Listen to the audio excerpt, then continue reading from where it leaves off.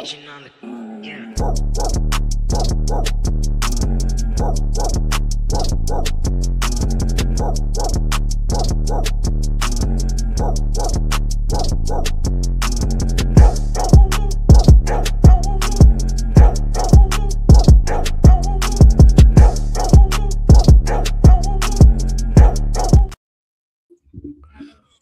is good, ladies and gentlemen? Welcome to the one and only Rumboyz Fantasy Network. It's your boy RumboyzRobbie, and that, ladies and gentlemen, is TDS Taco. Taco, how you feeling? I'm feeling sad, bro. We're gonna talk about that in a second.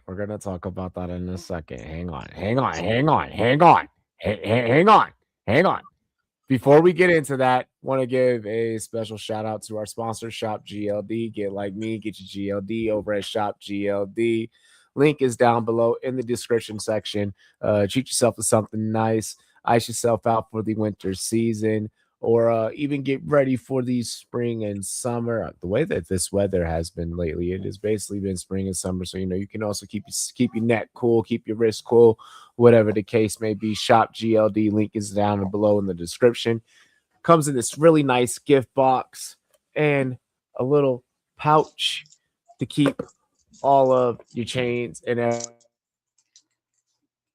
everything. Also want to shout out our merch line. Head on over to our merch store. Head on over there, see some of the things that we got. Check out some of the designs, or DM me if you need any Rumboyz customs hooked up. Let's go ahead. Let's get into it. So, Taco, you said that you're feeling sad. Why are you feeling sad, Taco? What a weekend. What a season. I believe that this season should be called Murphy's Law. Because anything that could go wrong went wrong. We've had tons of stars not produce. We've had consistent guys that were under the radar show up big time in these games. We had the resurrection of Kyle Pitts. So this season has been interesting. This season, it was absolutely war crimes. I will call it exactly what it is. I mean, look at Josh Allen, number one quarterback. Probably the most important weekend, because in the championship, at least you're getting paid. What, first or second place? Third place games? Some of these stuff, like CeeDee Lamb, these boys ain't show up. Kyron Williams. NFL, the NFL 100% this year was a social experiment of how much can we play in your face while simultaneously having a social experiment of the Epstein files being played in our face. I will say this, though, before we get into the first topic on the show sheet. I told you so. If you guys watched last week's episode, one of the running themes that I had last week, one of the things that I kept saying, hey, you need to be expecting the unexpected.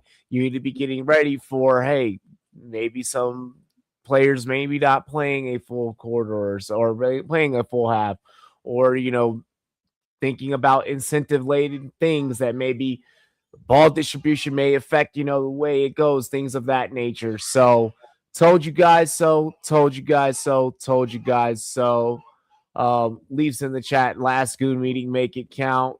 What the fuck? Who's all headed to the finals? So we're gonna be going over some of our finals matchups here. We do have a segment about that. Happy Tuesday. What's up? What up, Daniel? What up? The last Goon session until we watch Marty Supreme. Oh my goodness. No shock, you're sad. You didn't believe in sunshine. I'll tell you this. Jameer we're gonna let the chat have at you for a moment. Jameer Gibbs definitely is not 1.1 material. I'm just gonna say that. Just gonna put that out there. That's not what Aiden was even referring to. But anyways,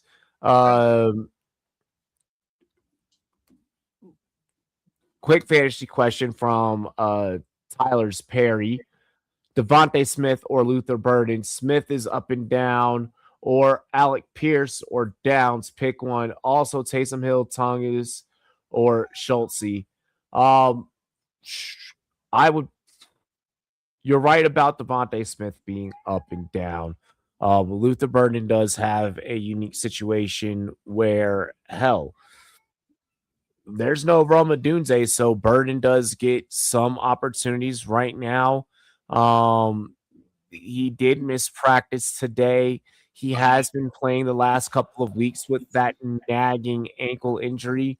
He did have a decent outing, going 7 for 6, 84 yards last week. So that was without a touchdown. So I mean, there is that Well, upside. Luther Burden didn't play last week. There just isn't the touchdown upside there with Luther Burden. You're really just relying on him to be able to have like a 60+ yard day for it to be profitable, which makes me almost want to go with the boomer bust of Devontae there. Um, More so, if I had to rank it, it would be Devontae Smith, Alec Pierce, um, Burden, Downs. And then as far as like the tight ends, pick one. Look, it's the fantasy playoffs. New Orleans is still a shell of themselves. I have no problems going Taysom Hill. Taco, now I'll let you attack it. Luther Burden, I don't think played last week. I know that Devontae Smith has been up and down, but in that matchup versus Buffalo, I probably trust him a little more than Alec Pierce in offense, where I'm really not sure where that ball is going to go. And they have multiple receivers. Alec Pierce to me is number two though in this situation, as he did have a pretty solid week last week. I just have more trust in Smith with Hurts than I do with Alec Pierce and Rivers, as they really don't have like that's really more of a just like gambler's intuition, gut feeling. Like I think that these boys are going to score. Let me not miss out on this.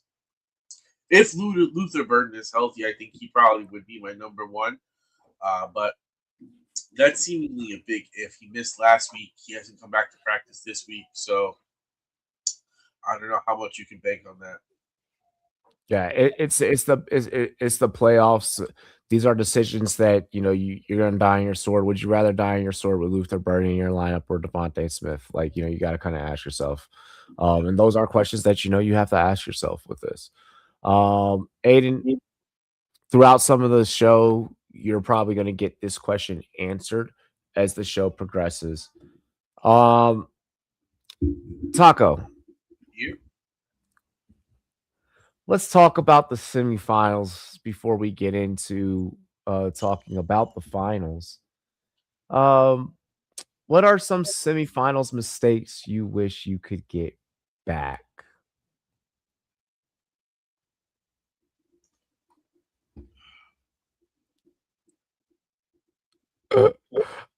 I know the chat has as Aiden already threw out one. Um, like we're talking about from just the championship weekend or from the season. From the semis. Oh, like I mean, my biggest regret is like one. I didn't have a better backup for Tyler Warren. Like I knew I needed to pull him, but he didn't deliver. Drake London, as much as I wished, There we go, chat. as much as I wished, um, but I really didn't have many great options available for me. I had like my best player was Shaheed. To be honest, the thing I regretted the most was doing the Purdy and Pierce for Burrow deal that I did. Because I was like, Purdy threw for fucking 5, and Pierce had gone off for 20. I was sitting back like, I fucked up there. That's what really like I was thinking about. And Henderson going down in game obviously changed everything. So hold on. So you mean to tell me let's because the Burrow thing you did that like forever ago, Yep. and I told you then that was dumb. But the Shaheed, so wait, So, chat, let me just play this out for you. It was only 5 points between Shahid and London. Still could have been 5 points that could have benefited you. Still could have been 5 points that could have benefited you. It's not like when Brock Purdy outscores Burrow and then you added 20 points from Alec Pierce. Who's that? And I'm gonna get on your I'm gonna get on your ass in a minute about that. So you message me, I tell you, hey, I'm letting you know London, like even if London is gonna play, I'm letting you know as coach speak, they're gonna utilize him as decoy. It's not gonna be great. It's probably not the sword that you want to die on. You still proceeded to play him. Okay. So you could have had a couple of extra points there. You then proceeded to play Burrow after Burrow hinting at retirement and trying to get his way out of Cincinnati. Oh, he didn't have a bad game. He had 4 TDs. But you could have played Purdy, who had the 5. I traded Purdy for Burrow okay, early. So you didn't. Okay. Yeah. I'm like, my biggest regret was doing that deal, because if I would have kept my squad as is, I would have started Pierce over London. Because I didn't have anyone that I didn't feel confident about Shahid, especially going on Thursday, because he had a Thursday game. So I was like, I'm gonna be honest with you. I would have played Shahid over fucking Drake London at this point. The same way that I benched Justin Jefferson forever ago, and I was like, I'm done with this. I was like, it is what it is. You should have, being the fantasy guy, you should have just did it, dog. You should have just did it. You know, I was praying for a lotto ticket there, but what really screwed me is that my guy Myers had the worst game of his fucking season. So let's go ahead and yes, thank you. That's where I wanted to be able to get mine at. Yes. Let me just first agree with Taco. Jason Myers, what the fuck? The homie Calvin, who was in the chat to start the show, he has a league in which kickers are heavily fucking favored. Like the points are like astronomical, like for kickers. Anyways, which honestly, with the way the fantasy football has been this year, kickers have been outscoring skill position players. Anyways, with that being stated, Jason Myers with only 2 fucking fantasy points, even crazy. Even with overtime. Okay, let me just go for 2, I think twice, and then it was like a game where he was like removed, bro. I was like sitting back, like, oh. It was an offensive dominated game to where special teams was not needed. Let me just explain the fact that I had dominated in this league all fucking year. I had a bye. Okay. All right. In this league, the week prior to that, Myers had 305, 130, 240. Like the kicking, like he has like crazy rules for this shit in his league, you know. He is the number 1 kicker. This man in the fucking semis goes for 2 points. There was still a glimmer of hope to where I could have won. My dumbass played Mark Andrews over AJ Barner. In the league that I am about to go over with you when we get into the next topic about the finals roster reviews, I played AJ Barner. My other league, you know, the other league I ended up getting bounced in, but AJ Barner was in that one. This one, for some reason, I was like, maybe I just don't want to be too high. This one should have had AJ Barner and probably should have played my backup kicker, which would have been Badgley. Luckily, it's a dynasty league in that one, so I get to, you know, it'll be all right. It'll be okay. I have a team that is primed, a team that is built. It's okay. I made 2 simple mistakes. I did not expect Jason Myers to do that. So realistically, I made 1 simple mistake. But The other, if I didn't make the other mistake, I could have been saved. And it's hard to call starting Myers a mistake. It was just simply his worst game of the season. It's like one of those things where it's like, he didn't really do much about it, unfortunately. Same thing with like guys like Josh Allen. Second year in a row, semifinals, he was kind of meh. And then one more thing that I do want to throw out there, in my high school reunion league, we've had this league together for a while. Lineup was great. Dak, Derrick Henry, Jonathan Taylor, DJ Moore, Brian Thomas, Dallas Goedert. I'm gonna skip the flex because this is gonna be the mistake. Borgales at kicker, Jacksonville defense. At the flex, I had waited to the final minute to see what the status was going to be about Josh Jacobs, because I fell on my typical rule, my typical sort of play the guys that got you there. Josh Jacobs got me there. I was like, I know that he's been banged up. I probably should play someone else. Even went to the extent of picking up Emmanuel Wilson, who we're probably going to talk about later on the show.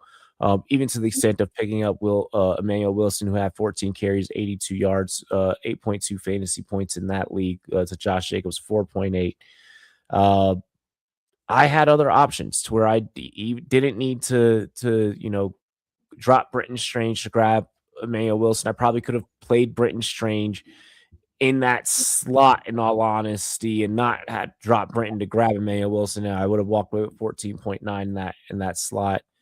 I probably could have honestly played T. Higgins, which was an idea that I was teeter-tottering, right seconds before the kickoff of that Green Bay game, which, would have landed me 14.3. All in all, I lost 152.6 to 136.2. So I don't know if maybe making that adjustment would have saved me too much.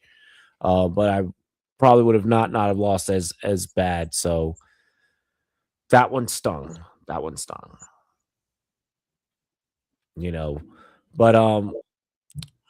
let's get into the finals roster review for the lineups that are in the finals. How many lineups do you have in the finals? None. Okay. I have one. Actually, I have one, but it feels dirty because it's one of those $100 Yahoo leagues. But I got one technically. Okay, well, you got one. You got one. So let's go ahead. Let's attack your one first, and then we'll go over mine second. All right. This is a 10-team league. Purdy, JSN, Pickens, Jalen Warren, McCaffrey, McBride, McPherson at kicker, Seahawks defense, and then I have Woody Marks, Monungai, Charbonnet, Brian Thomas Jr., Carter, and Estime to figure out who's the flex. Who's in your flex currently? You said Warren? Currently, it's Estime, but it's probably going to be Charbonnet. Yeah, I would probably I would probably play Charbonnet over Estime personally. Yeah, I don't trust Brian Thomas Jr. But I do fucks with that lineup. I do. Warren is interesting because it seems like it's like the Kenny Gainwell show becoming there. It seems like it's been the Kenny Gainwell show there. It's the both of them show, bro. It's the way that system is set up, bro. Both running backs are eating. Yeah, it's an interesting backfield. Warren RB17, Gainwell, right around that range as well, RB18. So like those guys like back to back. It's a well balanced system for both of those guys. What the thing about Kenny Gainwell is that he gets those short yardage catches that just fucking keep padding his stats. And Warren is getting solid runs and some touchdowns. But the touchdowns are kind of like, I feel like sprinkled evenly between the two of them, which keeps them, I think, around the same. Because like Warner's getting, I feel like, more touches, but Gainwell's getting more catches. So it kind of like gets him to the point of, surpassing or being right around Warren, who technically I think is probably having a little better season. Yeah. So my lineup that I will be rocking for the finals. I actually will be making. I do need to make a couple of quick edits, really quick. I'll kind of read it as is for now. This one, Military Veterans League. This one is a 14-man league, a dynasty league. And I will be rocking Baker Mayfield because I had lost Patrick Mahomes a couple of weeks ago. RJ Harvey, ETN as my running backs 1 and 2. Pickens, JSN, Michael Pittman as my 3 receivers. AJ Bardner at tight end. Dobbs is in flex 1, flex 2. Matt Collins. My defensive lineman is Crosby. My linebacker is Nick Bolton. My defensive back is Tyke Smith. And my DB2 is Kobe Bryant. It's looking like Bryant is likely going to be missing time, which means that I will be filling I will be putting in Mikey Sandstrom just because we don't know what's going to be happening with Stingley yet. If Stingley's playing, then it'll be Stingley over Sandstrom. But yeah, that's kind of how that lineup is shaking out. Oh, on the bench, really quick, just to kind of throw out the bench. Jalen Carter, Sandstrom, Bill Krosky Merritt, Kareem Hunt, Josh Sweat, Zach Allen, Cade Otton, and then of course Kobe Bryant, who's on the bench just because he's gonna be missing some time. My IR is crazy with Neighbors, Mahomes, Fred Warner, Michael Parsons, Zonovan Knight, Tucker Kraft. Bro, I swear we went between the injuries and then like the week to week like bullshit that could happen. This shit has felt more like gambling than ever.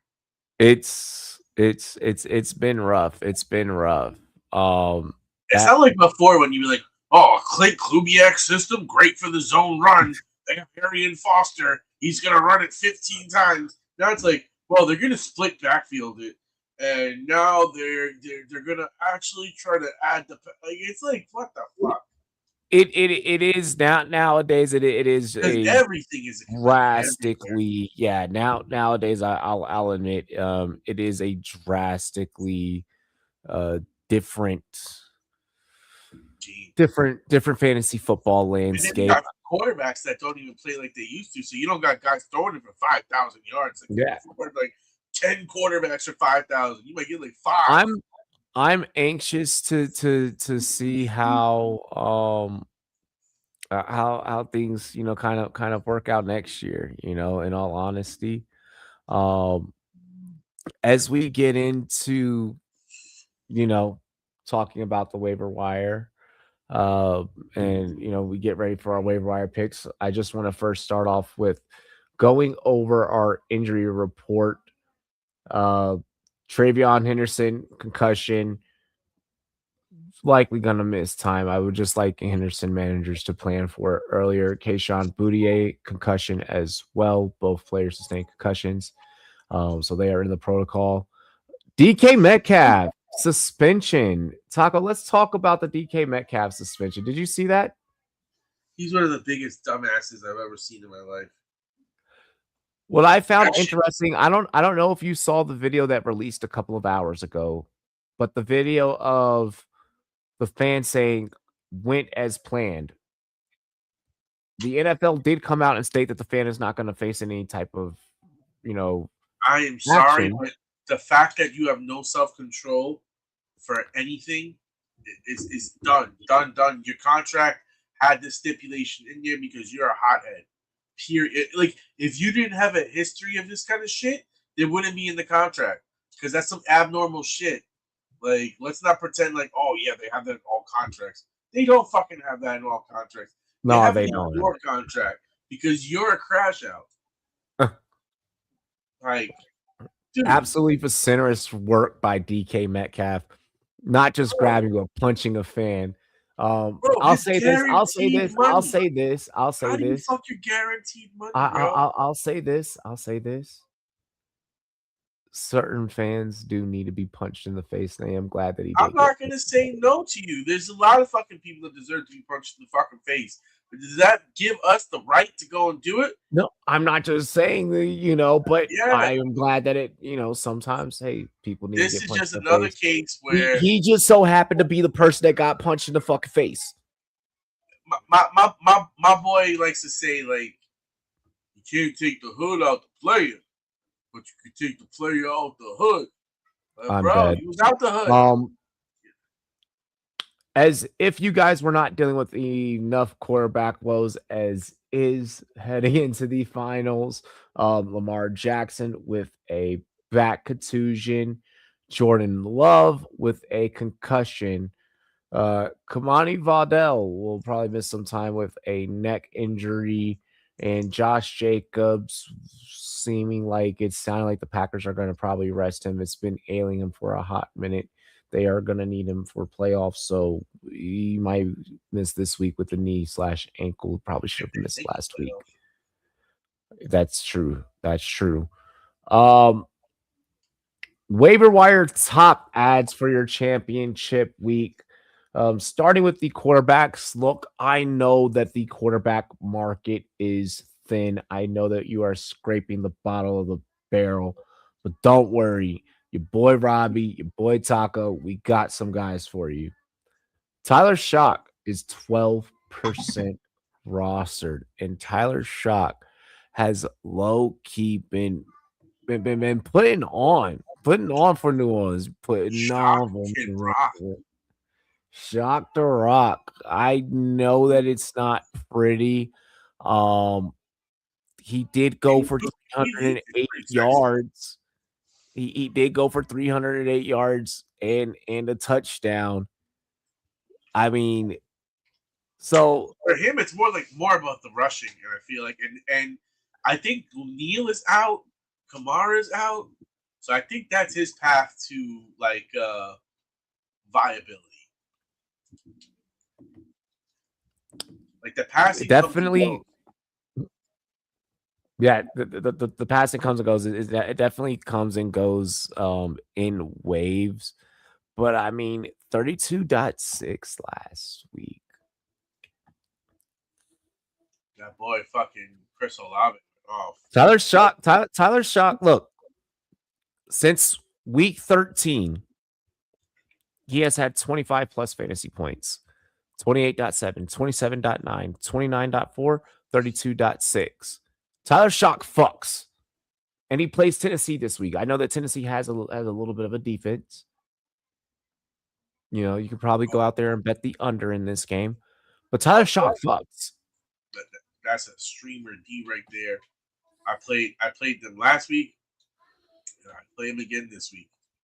New Orleans Saints versus Tennessee Titans. That's a fucking defense du jour. Yeah. Yeah. Guy I'm playing for the championship. Bro didn't even connect the punch though. Looked like he whiffed it though. Yeah, he didn't really like get a full swing on the fan.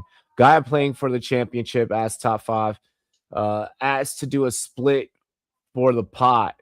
Do I do it or go for it all? How bad? Okay, hold on. If it's a 1750 pot for first,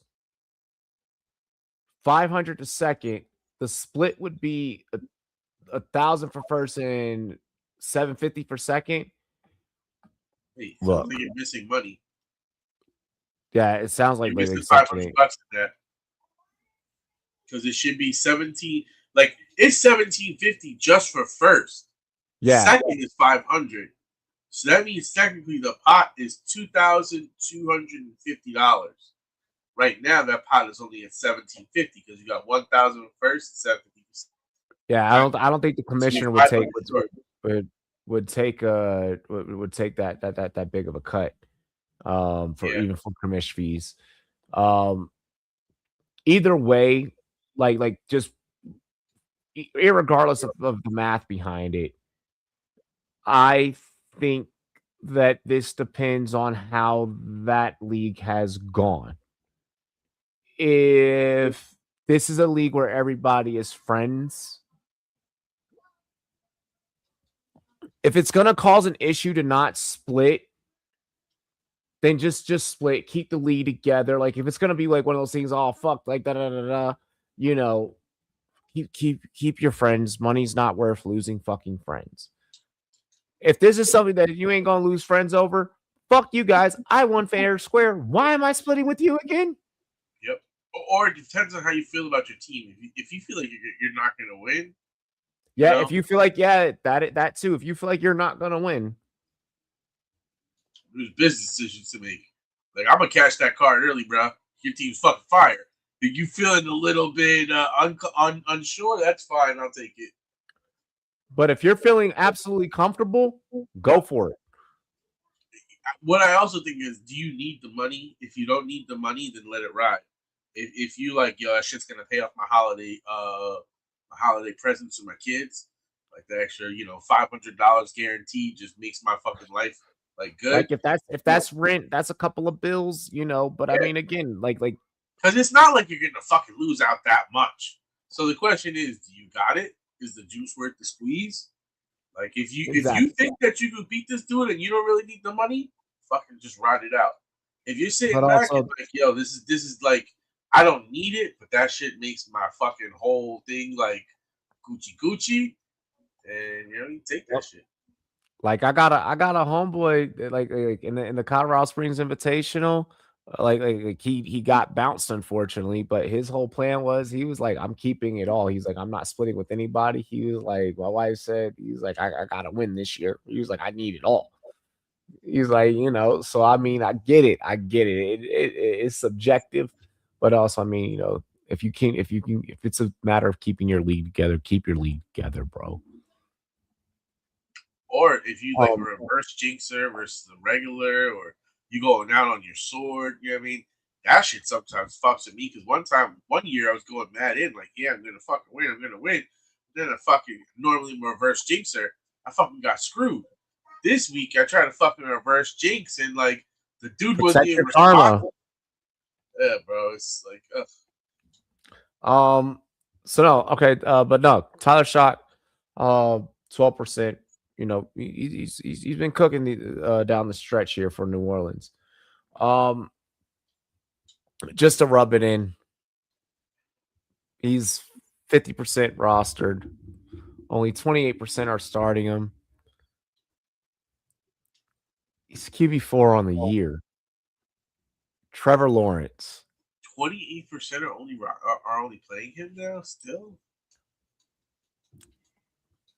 Trevor Lawrence. He has to play Indy, and that defense is sus right now. So, yeah. And he's like a heater. That's the other thing. Defense, I don't give a fuck who he's playing at this point. It's like, this man is breaking hearts. Him and Kyle Pitts are on their revenge tour. Whatever. Kyle Pitts is like tight end 2 right now.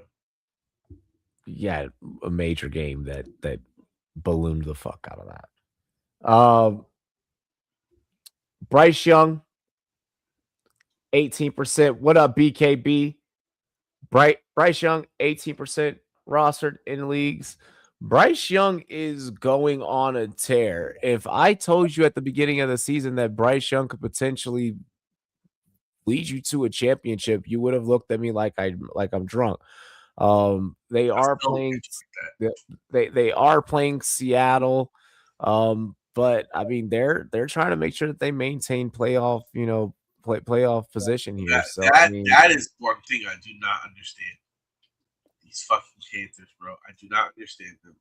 I have not seen them enough to like make a big thing. Their defense must fuck because that defense fucks. JC Horn fucks. Like, bro, hey, Bryce has been doing it. His last 3 games, 32, 24, 27. So, I mean, he's and for the record, they benched him and let him come back. And I think that goes to show some of these coaches, bro. Fucking coach. Like your job is like, hey, I might lose the guy, I might not lose the guy, but I got to do what's right for the team. And Andy Dalton starting for a couple of weeks while you got your boy right might take you to the playoffs. Canales got him cooking. Doing that. Canales got him cooking. Kirko Chains could be a potential option for you if you are really down in the doldrums. I am going to preference this with Kirk Cousins just so happens to have Tampa Bay's number. I do not expect Cousins to do that. He had 48 against Tampa Bay, 29 against Arizona. I do not expect him to do either of those things to the Rams. Although now the Rams have a young defense, so at times they can, play to their own detriment. Cousins does all the right things from the neck up, so this is why I'm also throwing it, out there as an option. Just saying. And then finally, to round out the QB options, absolutely nobody is rostering Quinn Ewers. I know that he threw 2 interceptions, but he still had 24.5 fantasy points against Cincinnati. And we said that he was going to do that against Cincinnati. We said that, Cincinnati allows anyone and everyone to kind of, figure out ways to score fantasy points against them. Well, Cincinnati did it. What do you expect they're going to do up against the Tampa Bay Buccaneers? Miami's probably going to go out there and put up fantasy points. That Buccaneers defense is long in the tooth. It is taking one more final blow for the Buccaneers to possibly fall out of contention for the playoffs. And this could be one of those spoiler moments right here. I'm not saying that maybe Miami wins, but for your fantasy team, Ewers could probably go out there and do something against a very aging defense. Getting into the running backs. Blake Corum. Look, as long they are trying to keep Kyron Williams healthy for the playoffs, Corum is getting the work. Okay, you need to have Corum rostered. For some reason, Corum is still sitting around 40% rostered. A lot of you guys aren't picking up on going out there and grabbing him. Now it's a little more inflated after last night, 58%. But if he's available, please just see if you can fucking grab him. I mean, this could be one of those flex plays to where the floor is just safe enough to where it can actually be the floor that wins your goddamn league. All right. Chris Rodriguez returning for Washington off of IR. Does he step back into the lead back role, or are they going to maintain Bill? But this is an option for you to look at. He is available in he's rostered in just about 30% of leagues. Michael Carter at 40% for the Arizona Cardinals. It's not pretty, but they're utilizing him. And that's what matters, is that they're utilizing him. The volume is there. You're trying to win a fantasy championship, not necessarily make the sexiest, fantasy roster. I get that he only had 6.5 fantasy points, but he also led the team in rushing. So if that's any indication, and especially they're about to go against Cincinnati, I'm expecting bodies like a fucking Snowfall episode. Let's see here. Emmanuel Wilson, 38%. Emmanuel Wilson is likely to be in line for a heavy workload with Josh Jacobs possibly being out. It sounded like that Josh Jacobs is going to be out this week. Like at this point, I am ruling out Josh Jacobs on the show. Without any official word from the Packers, I'm ruling out Josh Jacobs. Tajay Spears, 28%. My goodness. Tajay Spears has been getting the fuck off. Tajay Spears snapped last week.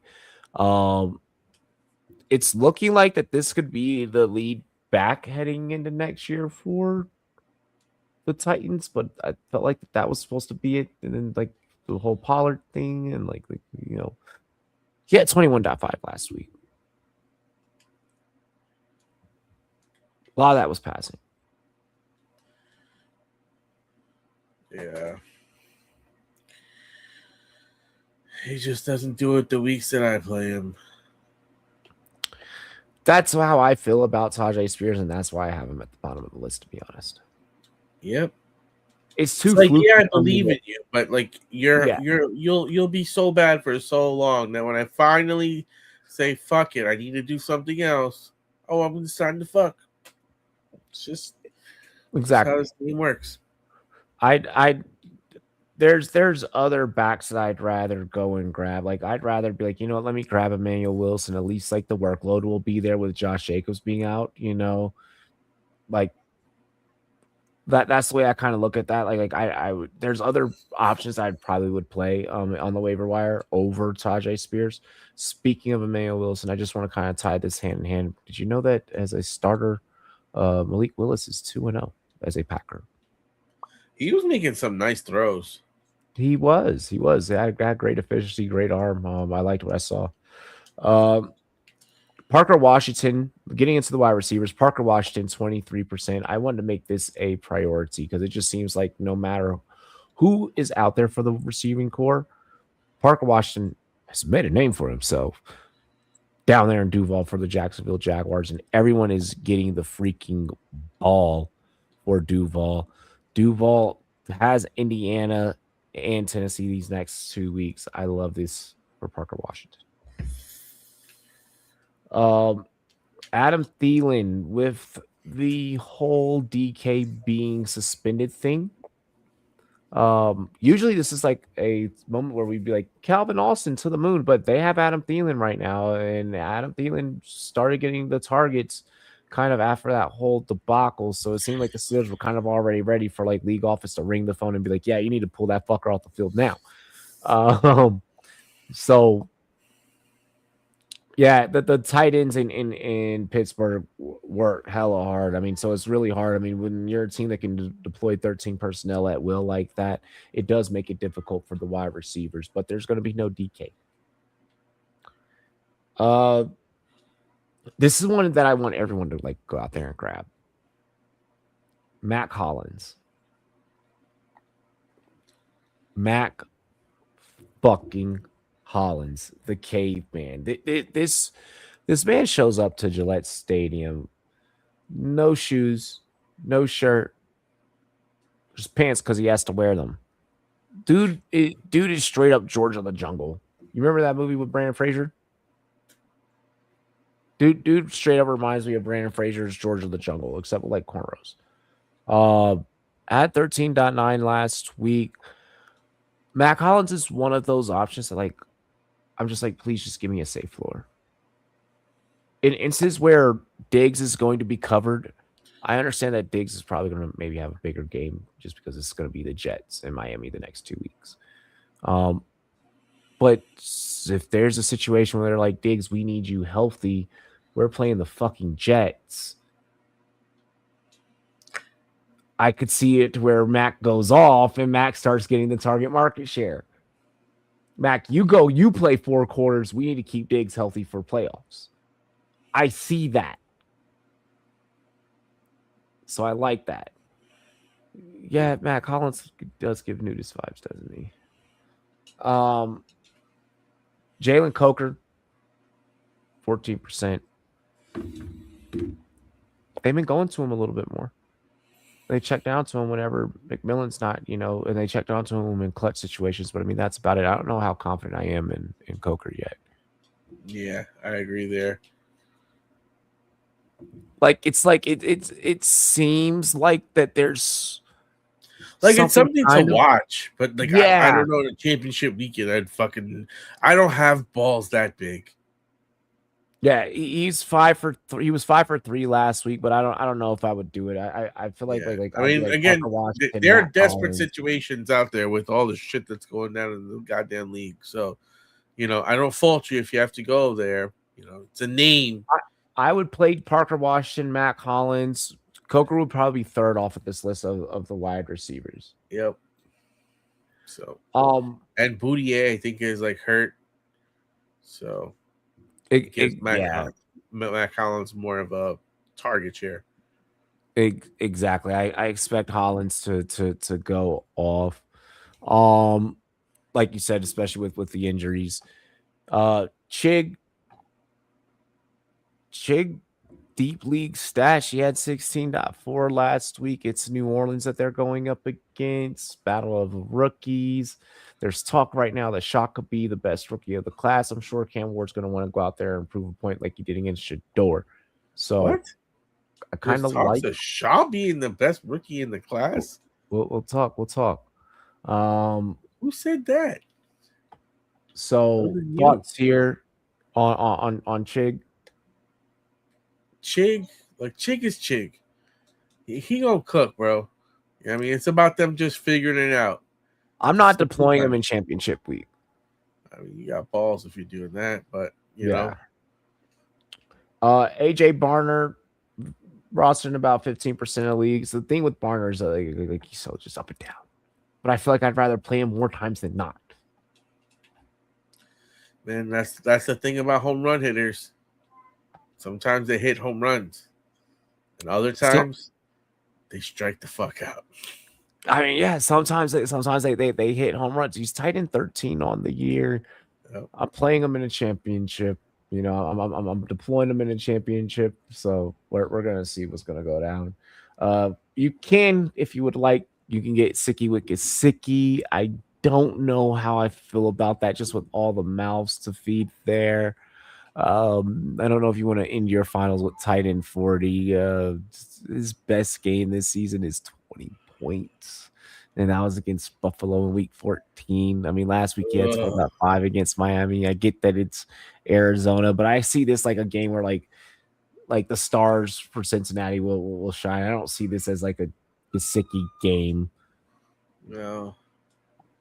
Taysom Hill is one that I am intrigued by, and I don't mind if those of you guys like go out there and play, just because the Saints offense is just so wonky enough, and it's the end of the season to where they're not going to give a fuck enough. Like,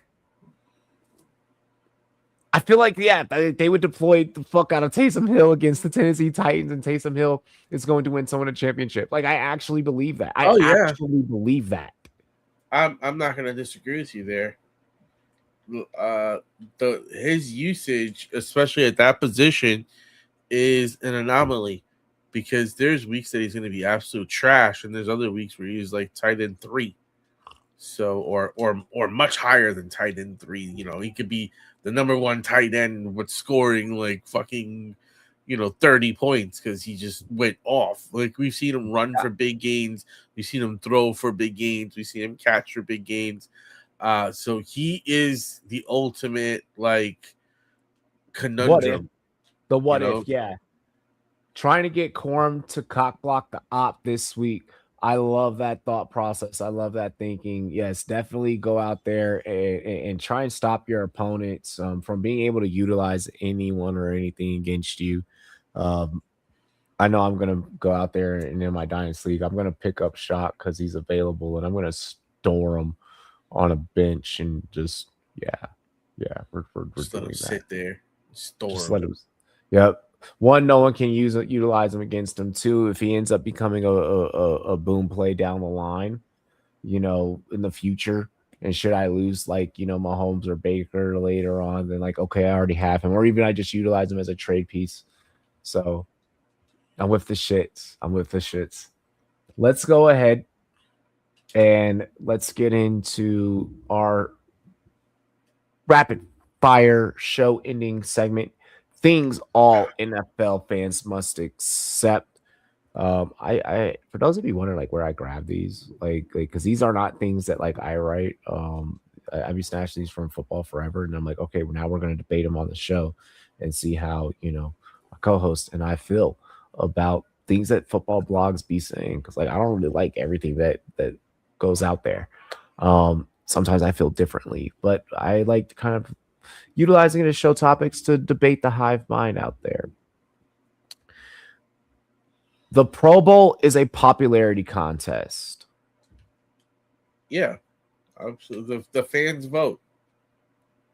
I think it's the dumbest thing that we allow it to where it's only a fan vote. I think that we need to have like a player vote as well that kind of maybe can kind of deter that popularity contest esque. Like if we could have an NFL top 100, we could have a fucking player vote for like who they also feel should be Pro Bowlers or like, but it is what it is. But yeah, absolutely a fucking popularity contest. But I think instead of current players, it should be former players. Yep, or yes, former players. Because like Leisha said, Pro Bowls do matter for the Hall of Fame. Absolutely best football. How the fuck does Zay Flowers make it, bro? It's I think like Huntley made it. Hold on, hear me out. I think that what it means to be a Pro Bowler has gotten washed away by the festivities of what the Pro Bowl games have become, because the Pro Bowl games actually used to be fucking dope. So now it's just like whatever, now it's just like, oh, like they're gonna go and like fucking do the best catch and like land on a mat and like, the Pro Bowl, because of the Pro Bowl game seeming like a farce, it makes the Pro Bowl honor seem like a farce. But see, like, vote every year. I vote every year. Although, like, the Pro Bowl and like first team, second team, all that shit, like, why not fucking figure a way to like merge all that shit into like something? It is in a way it is, like I said, I agree with your initial standpoint of like the fan aspect of it shouldn't be as heavily weighted, but it should be, weighted, like kind of like a grading scale, like it's like your homework counts as this. It's like how they did it in the NBA. This much, your homework counts as this much. It should be like broken down like that. They took away from the fans in the NBA, and they added in coaches, reporters, and players. Yeah, I don't say take it away. I say make the fan take it away, vote. But it reduces its power. Like, significantly. Rebalance. Yeah, add checks and balances. And it's like as cool as it is to like have fans like making votes, that y'all don't know the game. Yeah, exactly. Like, how are you voting on the best offensive lineman to fucking be in the fucking Pro Bowl? Are you sitting there watching every fucking team's reps to be in the trenches? How does that work? Shador is not like especially in this internet generation, just certain players should not get the amount of votes that they do, but because we have the internet generation that we do and the meme generation that like Travis Kelce being the leading vote getter. That's because of who he's gonna get it because he's gonna get it because he's Travis Kelce. But he's the leading vote getter. Like, it's not the best player getting the most votes. It's the Taylor Swift boyfriend. That's one way to read it. At the end of the day, I think that Kelce, even without the Taylor Swift thing, Kelce is just looked at as like one of the bros so fucking heavy that I think that would happen kind of like irregardless. He's just one of the guys. Like, he's just one of those like people relate with the Kelce so well, which is why they do so well in media. He's totally number one, but at a other portion is he's not delivering the same way that he used to. So you could argue with him and a bunch of other guys, but then when you add all the teeny bop girls who now are sitting there with their boyfriends being like, I don't like the Steelers, but I love Taylor Swift, and who's that boyfriend of hers? I think he's cute, and you vote for it. Like, you know what I mean? Like that's kind of like where Taylor Swift took not only the league, but a lot of these conversations. There's the casual aspect that shouldn't be as weighted as much. So I agree. We need checks and balances. John Harbaugh is on the hot seat. Call me. I'm gonna say disagree. Because one, who the fuck are you gonna get? Two, injury riddled season. like, you know, so like you got to kind of like factor that in. I mean, there's no way that he can't be on the hot seat. Like when you look at this is a team with Super Bowl aspirations, and you're I not think going anywhere. But you're not but he's not going anywhere. Maybe next year. It's not hot seat like when it's not hot seat like when we say hot seat. It's not hot, but it's getting hot. It's warming up. It's a warming up seat. Yeah, it's what Tomlin dealt with last year. It's like we know that you're not going anywhere, but like, hey, like there's murmurs. Yet. You're not going anywhere yet. You deliver exactly. a couple of seasons like this. I don't think like if he has another season like this, and where Lamar looks like he's not the same player. I think you might just throw the baby out with the bathwater. Just start fresh. You just reset. You know, say, hey, you know, we were injured this year. Let's go get him next year when we're healthy. And you got a Pro Bowler in Zay where you can get a lot of of shit back. You know, they're gonna pay Kirk Cousins. Kirk Cousins is still an NFL starter. You know what? For the Ravens that won with fucking Tim Couch, yes. You know, in the right situation, yes. You mean Trent Dilfer? Trent Dilfer, yeah. In the right situation, yes, he's a starter. But in a situation where you need him to kind of carry you, and you need that Patrick Mahomes type player. He is not. He's a game manager. He's what Phillip Rivers is for the Colts. Like, I can see the Colts taking a shot at him. I'll say this. Yes, to an extent of the situation that you're in is probably the best situation for you to possibly maybe start in, given the pieces around. I think with a new coach and then, you know, kind of rerunning back that quarterback battle. I'm not saying Atlanta reinvent the wheel, obviously make moves in free agency and throughout the draft to improve, you know, some of the things that may already be going well there, you know, Bijan, et cetera, you know, but I do think that maybe, you know, should that quarterback competition not go well, I think that, okay, he is at least serviceable enough to where maybe in a NFC South that is already known to kind of cannibalize each other season in and season out, they could probably withstand and maintain a record to maybe squeeze in a wild card or something like that in 2026. With maybe just a couple of different tuned up pieces and obviously a new coach because Raheem Morris sucks. Phillip Rivers should be comeback player of the year. He did. Let's not disrespect the award. Let's not disrespect the award. He could win it on ESPN when they're making a nice little joke. He could get it inside some tabloids and speaking on some interviews. But let's not call it anything other than what it is.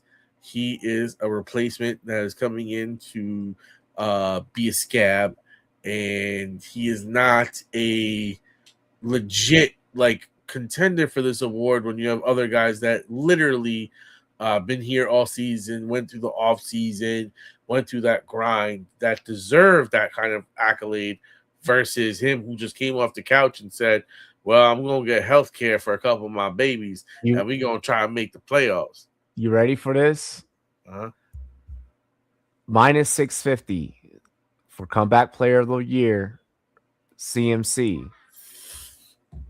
Plus 750, Trevor Lawrence. Plus 1,500, Felipe Grandpa Rivers. And then Dak is 4. What's going to make it even harder for them is that they're not going to make the playoffs.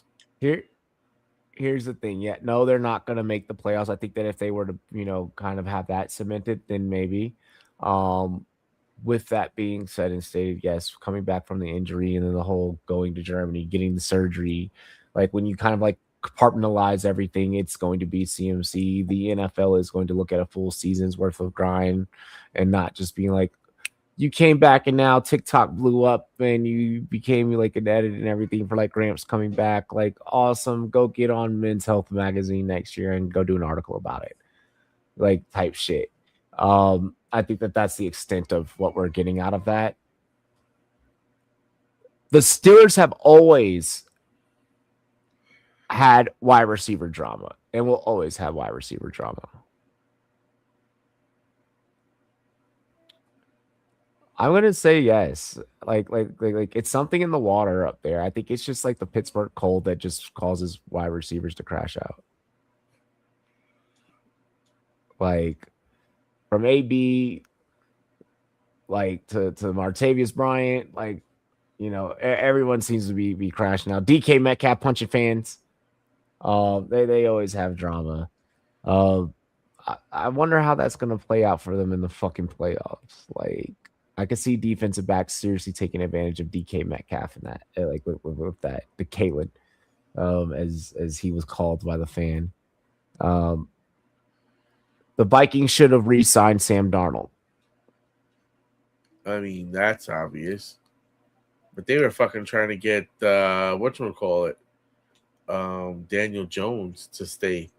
So I think for them, they wanted they didn't want to spend the money. They wanted to save Sam money. Darnold because they could fucking for cheaper get Daniel Jones. So listen, I just think that they got a little too smart for themselves. I think give them some time. The Vikings are a team that kind of always finds ways to like rectify like shit like that, and they have KOC got some good insight. They have like a really good GM. So like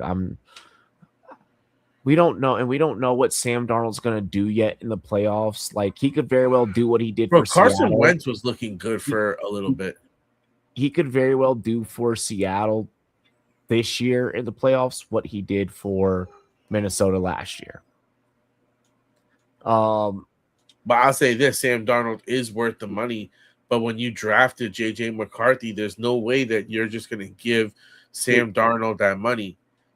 The problem was that you couldn't secure Daniel Jones, who would have been a cheaper person because he had just come off being cut and didn't have any body of work. So his contract was hindsight's 2020, and I think that we've seen enough so far to where let the QB development take its course. Yep.